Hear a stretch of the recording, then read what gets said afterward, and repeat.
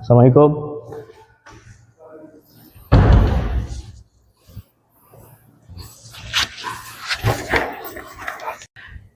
Bismillahirrahmanirrahim. Assalamualaikum warahmatullahi wabarakatuh. Salam sejahtera untuk kita semua. Perkenalkan, nama saya M. Rizwan, BEC MEC, dosen tetap pada program studi Ekonomi Pembangunan, jurusan Ilmu Ekonomi, Fakultas Ekonomi dan Bisnis Universitas Riau. Tujuan pada pembuatan video ini merupakan bagian dari pernyataan diri dosen dalam unjuk kerja Tridharma Perguruan Tinggi atau PDD UKTPT khusus bidang pengajaran untuk pemenuhan persyaratan sertifikasi dosen tahun 2026. Mata kuliah yang pernah saya ampuh di program studi Ekonomi Pembangunan yaitu 1. Pengantar ekonomi, 2. Ekonomi syariah, 3. Teori ekonomi mikro, 4. Teori ekonomi makro, 5. Bank dan lembaga keuangan lainnya, 6. Bank dan lembaga keuangan syariah, 7. Perekonomian Indonesia, dan 8. Riset operasi. Pada kesempatan ini saya akan menjelaskan pelaksanaan mata kuliah yang saya ampuh yaitu Ekonomi Syariah dengan kode IEP 21112. Mata kuliah ini merupakan mata kuliah wajib program studi yang ditujukan pada semester 3 dengan bobot 3 SKS.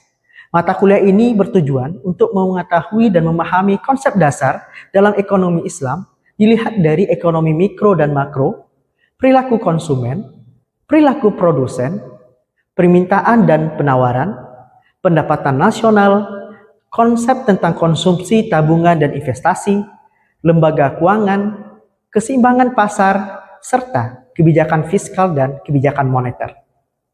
Mata kuliah ini merupakan mata kuliah dengan pendekatan case-based learning atau CBL. Pendekatan metode pengajaran dalam kelas pada mata kuliah ini menggunakan Student Center Learning atau SCL yang berfokus pada mahasiswa dalam proses pembelajaran yang dilakukan. Capaian pembelajaran lulusan CPL pada mata kuliah ini meliputi CPL 3. Mahasiswa mampu memahami istilah, konsep dasar, definisi, dan teori ekonomi secara terpadu, baik itu secara oral maupun tulisan pada level mikro dan makro. CPL 4. Mahasiswa mampu memahami dan menguasai konsep teoritis dan teknis, ekonomi regional, industri, moneter dan internasional, sumber daya manusia dan ketenaga kerjaan, sumber daya alam dan lingkungan, serta Islam. Dan CPL 10. Mahasiswa mampu berkomunikasi secara baik secara lisan maupun tulisan dalam penyampaian ide yang berkaitan dengan ekonomi regional, industri, moneter dan internasional, sumber daya manusia dan ketenaga kerjaan, sumber daya alam dan lingkungan, serta Islam. Capaian pembelajaran mata kuliah CPMK pada mata kuliah ini meliputi CPMK 1. Mahasiswa mampu mengidentifikasi nilai, norma, etika akademik, dan sikap bertanggung jawab dari penerapan nilai-nilai ekonomi Islam. CPMK 2. Mahasiswa mampu mengidentifikasi masalah secara mandiri, bermutu, terukur, dan bertanggung jawab tentang ekonomi Islam. CPMK 3. Mahasiswa mampu memecahkan masalah ekonomi dengan menggunakan teori ekonomi Islam. Dan CPMK 4. Mahasiswa mampu mengidentifikasi konsep dasar tentang ekonomi Islam dalam penelitian. Materi-materi yang dipelajari pada mata kuliah ini adalah 1. Definisi, konsep dasar, sejarah, dan ruang lingkup ekonomi Islam. 2. Konsep harta dalam Islam dan larangan utama dalam ekonomi Islam. 3. Konsep dasar ekonomi mikro dan makro menurut perspektif Islam. 4. Perilaku konsumen dalam perspektif Islam. 5. Perilaku produsen dalam perspektif Islam. 6. Mekanisme pasar dan keseimbangan harga dalam Islam. 7. Pendapatan nasional dalam perspektif Islam. 8. Konsep konsumsi, tabungan, dan investasi dalam ekonomi Islam. Dan 9. Kebijakan moneter dan fiskal dalam ekonomi Islam. Sistem evaluasi pada mata kuliah ini meliputi 4 komponen penilaian. 1. Presensi dan partisipasi aktif sebesar 10%. 2. Tugas, laporan, dan presentasi sebesar 20%. 3. Ujian tengah semester sebesar 30%. Dan 4. Ujian akhir semester sebesar 40%. Metode yang digunakan dalam pemaparan mata kuliah ini menggunakan pendekatan DIA, Delivery, Interaction, dan Assessment. Sehingga mata kuliah yang disampaikan dapat dilakukan secara sistematis, menuntut kepada mahasiswa yang aktif dan capaian pembelajaran yang dapat diukur secara berkelanjutan. Ketiga tahap ini saya lakukan kepada seluruh pertemuan sehingga pembelajaran tidak hanya terhenti pada penyampaian materi saja, tetapi juga memastikan keterlibatan aktif melalui diskusi sehingga dapat diukur capaian pembelajaran oleh mahasiswa. Materi yang akan saya sampaikan dalam video ini merupakan materi pada pertemuan ke-6 dengan judul Teori Perilaku Konsumen dalam Perspektif Islam. Berikut cuplikan video pengajarannya. Bismillahirrahmanirrahim. Assalamualaikum warahmatullahi wabarakatuh. Selamat pagi semuanya. Apa kabar? Sehat? Alhamdulillahirrahmanirrahim. Segala puji bagi Allah, salam dan salawat pada Nabi sallallahu alaihi wasallam. Allahumma sholli ala Muhammad wa ala ali Muhammad. Baik, sebelum kita mulai perkuliahan, marilah kita berdoa. Menurut agama kepercayaan kita masing-masing, berdoa dimulai.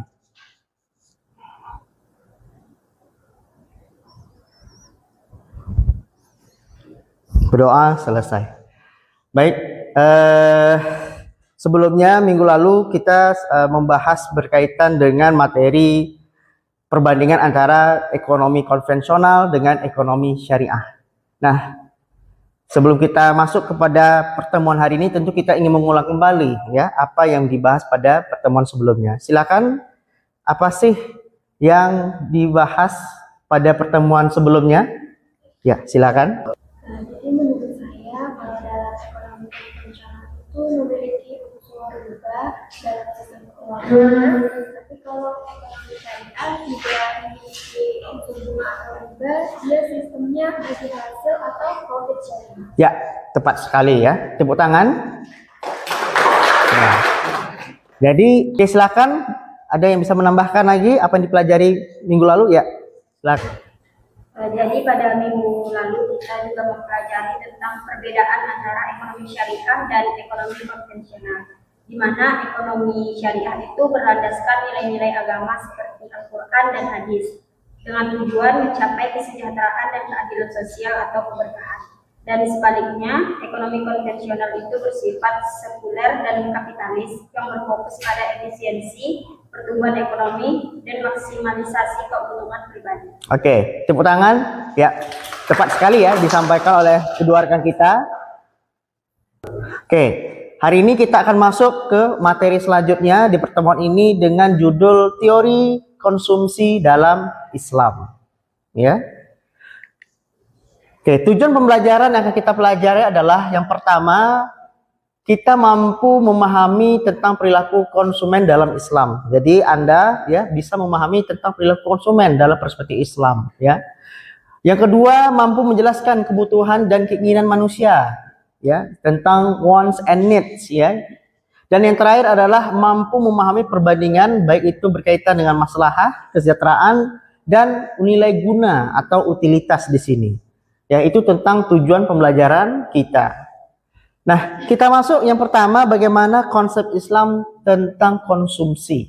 Nah, kalau kita balik kepada konsep konvensional, ya, kan ada beberapa pendekatan ya. Kalau dibahas di konvensional itu ada pendekatan ordinal, ada pendekatan kardinal ya. Dan beberapa metode pendekatan mari masing-masingnya yang melihat bahwa pengukuran dari konsumsi itu dilihat dari utilitas penuhnya, ya. Apa itu utilitas? Nilai guna. Nilai guna itu apa? Kebermanfaatan. Nggak mungkin kita melakukan konsumsi tapi tidak bermanfaat. Ya, pasti bermanfaat. Kalian makan pagi, ya, nanti makan siang, makan malam pasti sudah ya memperhitungkan kebermanfaatan dari kegiatan makan tadi. Itu baru makan. Ya, belum lagi kalau misalnya kalian menghabiskan waktu untuk misalnya nanti siang pergi jalan-jalan sama kawan, ya hangout di mana di kafe dan seterusnya. Adakah manfaatnya? Ya ada. Ya jejaring kah atau mencari teman berbicara dan seterusnya. Nah itu ada nilai utilitas di situ. Nah itu juga salah satu nilai konsumsi yang dibahas. Nah ada yang konsumsinya bisa terlihat ya, yang tangible, ada juga yang tidak terlihat atau intangible di sini.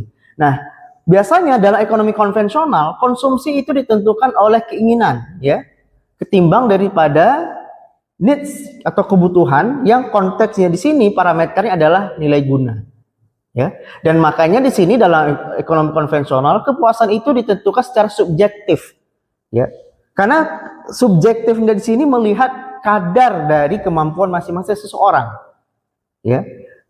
Kita semua pasti nilai daya ekonomi masing-masing beda ya. Ada orang miskin, ada orang yang sederhana, kelas menengah, ada orang yang kaya. Nah, itu kadar ekonomi lemah, berbeda ya. Dan itu menentukan daripada corak dari nilai kepuasan dimaksudkan. Nah, berbeda dalam konsep ekonomi Islam di sini, konsumsi itu ditentukan oleh kebutuhan, needs, ya. Yang mana parameter di sini adalah maslahah atau kesejahteraan. Nah, apa sih bedanya di sini? Berarti berbeda dong. Kalau di sini kepuasannya, kalau konvensional ini sifatnya subjektif dan nilai guna, berarti Islam nggak seperti itu, enggak, ya. Tetap ada juga dia subjektif, ada juga nilai guna atau utilitas dalam Islam. Tetapi yang disorot di sini adalah kebutuhan utama yang harus diutamakan atau diselesaikan dulu. Apa sih kebutuhan utama kita? Papan, sandang, pangan. Nah, itu yang diutamakan dulu, ya. Jadi kalau misalnya kita sudah mengatur apa sih makan, nah makan itu normal karena itu pangan kita, baju kita, tempat tinggal kita, ketimbang membeli hal-hal yang tidak penting di luar dari itu. Nah, itu lebih tepat untuk melihat kepada kebutuhan, ya. Dan itu ditentukan juga oleh maslahah. Masalahnya apa? Tidak memikirkan diri kita sendiri. Jadi kesejahteraan ini konsepnya adalah tidak memikirkan diri sendiri, tapi juga memikirkan orang lain. Contoh kita membeli satu barang kepada orang, ya. Tentunya kita membeli barang itu karena kita ingin barang tersebut, bukan? Dan ketika kita beli barang tersebut harus suka sama suka, ya. Kalau kita menawar barang, ya pakai harga yang mungkin tidak masuk akal, mungkin sebagai penjual saya nggak terima, ya. Yang merugikan saya, makanya rugi saya. Makanya konsep masalah di sini harus adalah bagaimana kedua sisi, ya, itu betul-betul mempertimbangkan tidak hanya diri sendiri, juga orang lain. Kalau kita lihat dari konsep awalnya, masalahnya adalah nilai barang dan jasa yang memenuhi kebutuhan dasar tujuan hidup umat manusia. Nah, ada 6 bentuk daripada maslahah, ya, kalau dilihat dari makosidnya. Ya, jadi kalau makosid syariah ini ada 5, maaf, ya. 5 dasar dari kehidupan tersebut. Yang pertama adalah keimanan, yang kedua adalah jiwa, yang ketiga adalah akal, yang keempat adalah keturunan, dan yang terakhir adalah kekayaan. Nah, dan makosid di sini, ya, masalah sini tujuannya hanya satu, al-falah, ya, kekayaan. Makanya dalam konsep ekonomi syariah tidak ada tuh menekankan bahwa manusia itu harus menjadi manusia yang miskin atau manusia yang lemah. Tentu kita harus menjadi manusia yang sukses, manusia yang kaya, ya. Nah, itu juga di konsep konvensional juga sama. Jadi apa sih perbedaannya, ya? Di sini, ya, motif dan tujuan konsumsi. Karena balik lagi, kalau kita berbicara soal agama, ya, di konvensional kan tidak ada boundaries atau batasan agama yang dimaksudkan. Beda dengan syariah. Kalau syariah apa sih batasan atau boundaries agama di situ? Yaitu sumber hukum. Apa sumber hukum Islam? Al-Quran. Ya, ada hadis, ada ijma, ijtihad. Nah, itu sebagai boundary atau batasan tadi. Maka itu yang memberikan kepada motif dan tujuan konsumsi. Kalau kita lihat pada dua versi ini, ya, ada perspektif konvensional dan perspektif Islam. Yang mana kalau kita lihat di perspektif konvensional, ya, itu yang menjadi tujuannya, ya, adalah maximum utility atau nilai guna yang maksimal, ya. Yang mana maximum utility ini berlandaskan, ya, motifnya adalah want, ya, keinginan. Nah, keinginan kan sifat jangka panjang. Keinginan itu adalah sesuatu yang kita harus melewati hal-hal kebutuhan baru bisa dapat kita inginkan. Sama seperti kalian masih belajar, ya. Tapi setidaknya di keranjang Shopee udah banyak kan barang-barang. Nah, itu keinginan, ya. Sekarang kebutuhan. Sekarang kalian pelajar. Apa kebutuhannya? Nanti mau makan siang. Malah lebih penting. Saya ada uang, saya bisa juga nih. Di waktu sekarang saya bayar Shopee, tapi saya menelantarkan makan siang, mau? Nggak mau. Bagus, saya tahan dulu Shopee itu di keranjang, kan nggak hilang, ya. Mungkin hilang ketika barang habis, ya. Nah, nanti kan biasa ada restock ya seperti itu. Nah, itu kita tidak mau menelantarkan yang kebutuhan kita. Bagus kita mengkeep atau menyimpan keinginan. Nah, hanya saja dalam perspektif konvensional, dia motifnya adalah wants. Dan itu yang akan memberikan dampak. Ya, yang pertama adalah nafsu rasionalitas yang bersifat hal-hal yang buruk ini, seperti amru bisu dan lawamah. Maksudnya apa? Kecurangan dan ketamakan. Kita balik ya, kalau misalnya saya beli barang tadi, ya, saya menelantar makan saya bisa makan siang, tapi melakukan hal yang buruk. Contohnya apa? Mencuri, ya, atau saya gedor pintu kawan saya, ya, pinjam uang. Berarti pinjam uang hal yang buruk dong, Pak. Ya, perspektif ya. Mungkin dari sisi kita nggak buruk, kita nggak membutuhkan ya. Kita kan nggak memaksain juga. Pinjam uang dong. Pinjamlah uang, pinjam uang gedor barangkali nggak mungkin seperti itu kan, cukup sekali. Oh nggak ada duit kawan nih, kita ke kawan yang lain. Akhirnya semua kawan dipinjam duit, bisa dipinjam duit dari 20 kawan yang jumpa pinjam duit, 10 bisa terjaring duit 10.000. Berarti berapa? 10 kali 10.000. Berapa total dipinjam? 100.000. Berarti dia harus ingat hutang dia kepada 10 orang 100.000. Itu baik atau enggak? Enggak ya? Seperti itu ya. Nah ini yang menjadi permasalahannya, subjektif, ambivalen, tidak terukur dan tidak terbatas. Suka aja. Ya. Nah berbeda kalau kita lihat di perspektif Islam, maksimum maslahah, ya, kesejahteraan umum yang maksimal. Yang mana di sini motifnya adalah need, kebutuhan. Dan ini yang bisa dihasilkan adalah nafsu yang terkendali, ya. Ada batasannya, ada boundariesnya, karena kita berlandaskan kepada agama, sumber hukum. Dan ini yang mengukur kepada rasionalitas kita secara objektif, positif, terukur, dan terbatas. Oke? Jadi, kalau kita rangkum, apakah masalah dan utility ini tidak bisa dipadukan? Apa tidak bisa dijalankan bersama-sama? Konsepnya bisa. Tetapi yang jadi permasalahan di sini adalah setiap individu punya preferensi masing-masing bagaimana menjalankan daripada maslahah dan utility ini tadi. Kalau kita lihat lagi, masalah ini sifatnya subjektif, ya. Sebenarnya kalau kita lihat bukan subjektif ya, tapi objektif. Tetapi kita ingin jadikan dia itu subjektif dengan apa? Bahwa seseorang itu sudah punya ilmu dan adab dan moral. Ya, maka dia bisa menjadi seseorang yang subjektif. Ya, walaupun dia asalnya dari masalahnya adalah objektif. Sama seperti kalau kita lihat utilitas tadi. Dia sifatnya subjektif. Apakah bisa menjadi objektif? Bisa, ya. Tetapi dia balik lagi kepada individu masing-masing. Ya, makanya kita sebagai seorang ekonomi, ya, walaupun kita berangkatnya ekonomi konvensional, harus terpatri dalam prinsip kita tidak membawa unsur keburukan, kejahatan, kezaliman dalam kegiatan ekonomi yang dimaksud. Sama seperti kalian nanti selesai kuliah, apakah nanti menjadi bekerja di sektor non formal, ya, buka usaha dan sebagainya, harus memperhatikan hal tersebut, ya, tidak berbuat curang, tidak berbuat buruk, menzalimi pesaing dan seterusnya, ya. Atau nanti Anda bekerja di sektor formal, ya, bisa bekerja di perusahaan, itu harus dibawa juga prinsip-prinsipnya, beretoskan kepada hal-hal yang positif. Nah, makanya kalau kita perhatikan kepada rasionalitas, ya, rasionalitas ini dalam Islam yang dibangun sebelumnya dari konsep konvensional itu bisa diturunkan kepada Islam. Maksudnya di sini adalah adanya pedoman dimaksudkan. Contoh Quran, ya, yang dinyatakan dalam surah Al-Maidah ayat 10 bahwa Islam mengeluarkan komoditas yang berbahaya yang tidak bermanfaat, ya. Contohnya seperti minuman keras, judi, ya. Dan yang pernah kita bahas pada pertemuan sebelumnya yaitu rokok, ya. Nah, rokok, ya. Banyak tuh yang gemar, ya.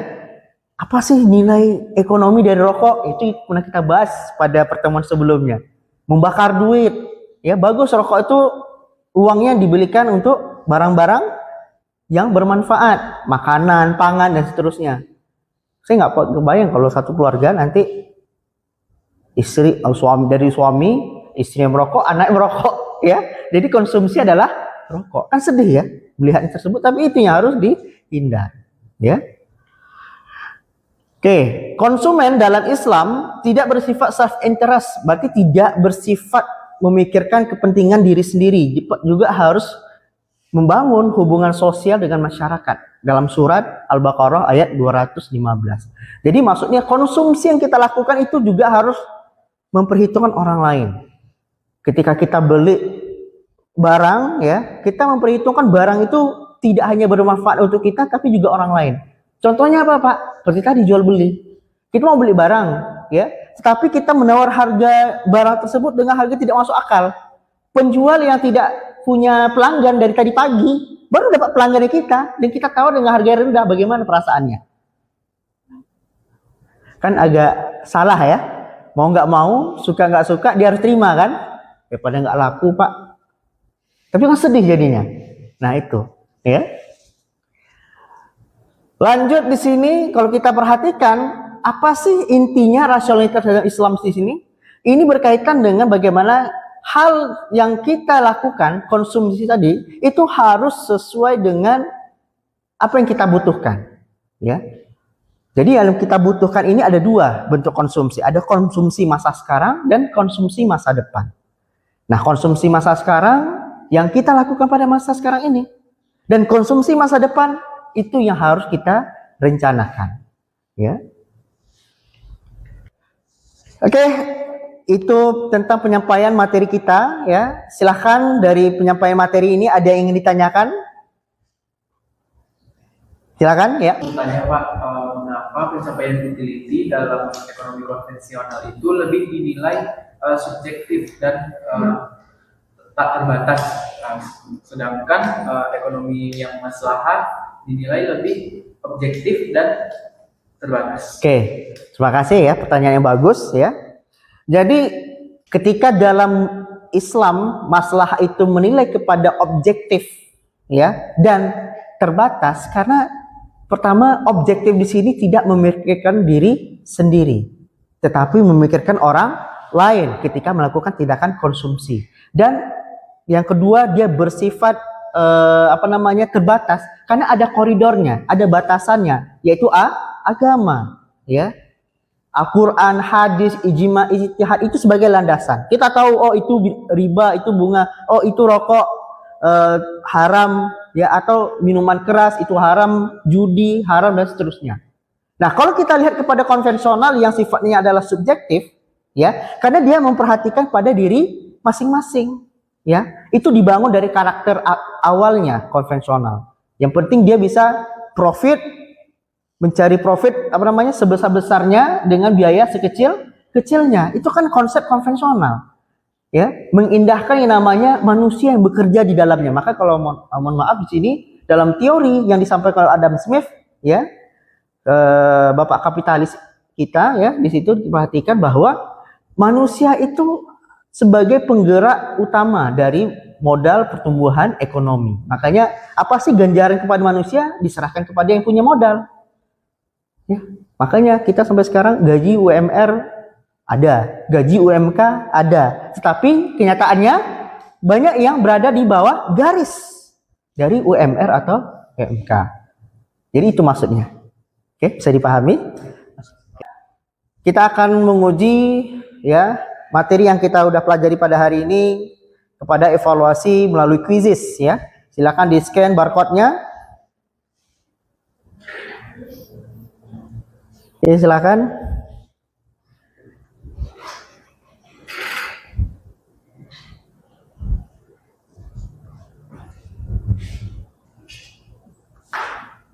Oke. Baik. Terima kasih kepada rekan-rekan sekalian yang sudah menjawab evaluasi materi kita pada hari ini. Dari hasil kita bisa perhatikan 76% ya penyampaian materi yang kita pelajari pada hari ini, ya, ini bisa diserap baik oleh kita semua. Tepuk tangan untuk kita semua. Nah, oke, baik, terima kasih. Kita balik sebentar kepada materi kita, ya, sebelum kita selesai.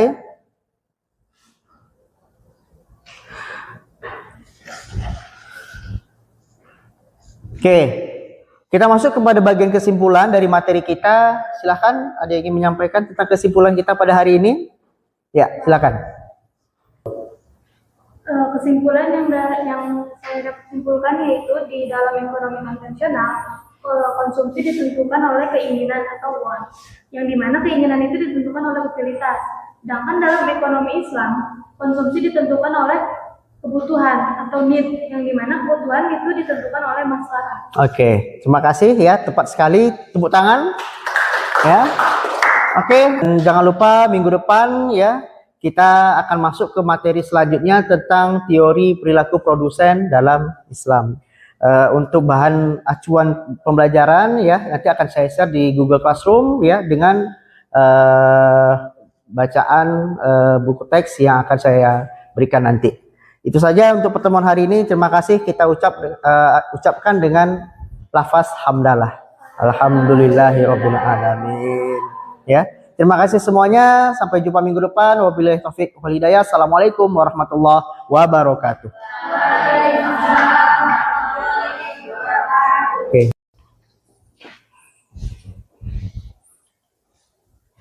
Demikianlah video PDD UKT-PT bidang pengajaran yang saya sampaikan. Besar harapannya video ini berkontribusi positif dalam penilaian oleh Bapak Ibu Asesor pada sertifikasi dosen tahun 2026. Atas perhatiannya saya ucapkan terima kasih. Wabillahi taufik wal hidayah. Assalamualaikum warahmatullahi wabarakatuh.